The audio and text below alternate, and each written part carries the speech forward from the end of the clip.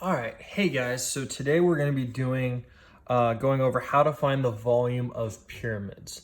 Now in the last video we did volumes of prisms, which is going to be very similar. The only difference is one last step at the end. So first we're going to do the easy one, either square or rectangular pyramids, and then we'll move on to how to find the volume of triangular pyramids.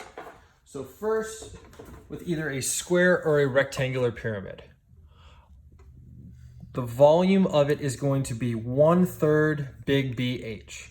Now, if you remember, the volume of a prism is just V equals big BH. So we're adding this 1/3. And that's because the tip of the pyramid comes to a point instead of staying out, so it can't hold as much or doesn't take as much space.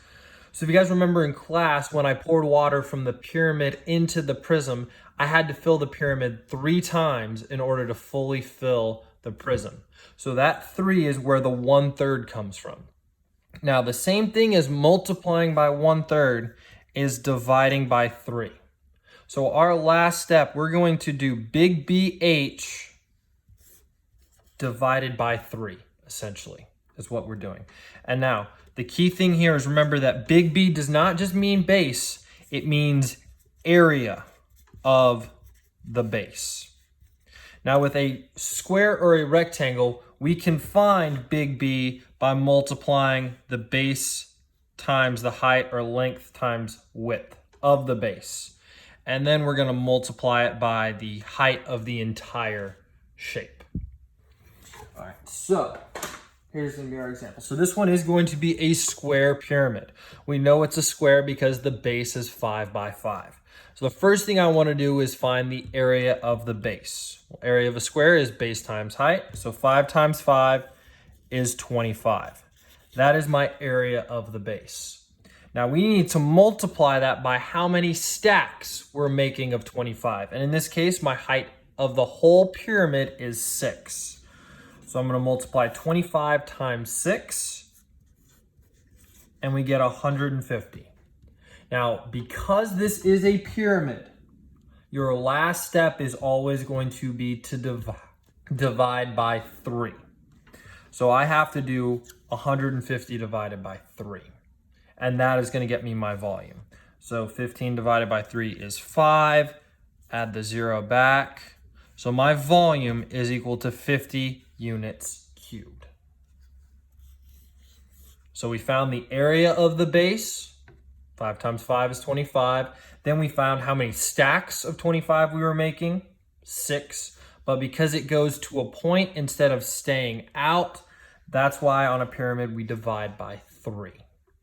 And 150 divided by 3 is 50. So that's the volume of a square pyramid. Now the triangular pyramid is basically the same, but is just a little bit different because your base is different. So on a triangular pyramid, your base is the triangle. The key here is that a triangle, to find the area, is base times height divided by 2. So that means I have to do base times height divided by 2 and then multiply it by the height of the whole pyramid. And we said our last step is going to divide by 3. So on this one, I do have to divide by 2 because there's a triangle, as well as dividing by 3 because it is a pyramid. So here's going to be my example here. So here I have a triangular pyramid. The base of the triangle is going to be 5 and the height is going to be 4. Remember, when we're trying to find the area of a triangle, we're never going to use the slant heights. Sometimes they will give that to you to trick you. So first, let's find big B. 1/3 big BH is my volume. So I have to do 5 times 4 is 20, but we divide it by 2 because it's a triangle. So 20 divided by 2 is 10. So the area of this triangle is 10. Now I'm going to make 9 stacks of 10. So the height of the whole pyramid is 9. Big B times H gives me 90. Now, if this was a prism, we would be done. But because it meets at a single point, there's only one base, it is a pyramid. And so my last step on any pyramid is to multiply by 1/3, or the same, another way of doing that is dividing by 3. So I do 90 divided by 3, and we get the volume. 9 divided by 3 is 3. Add my 0 back, is 30 units cubed. Now another way to do this is if you like to save the dividing until the end. Instead of dividing by 2 early and dividing by 3, I can wait and divide everything by 6. Because 2 times 3 is 6. And because we're talking about division, we have to multiply instead of adding those two numbers together.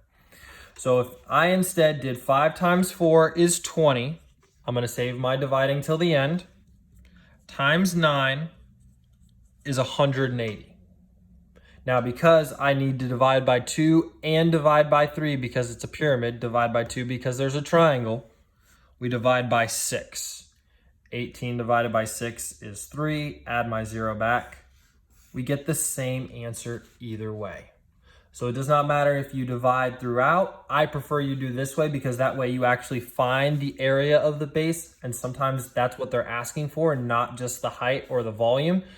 And so this way it makes it a little bit better, just depending on what question they're asking you. But this way, if they're asking you for the volume, we'll get the same answer. You just have to remember, divide by 2 for the triangle, divide by 3 because it's a pyramid.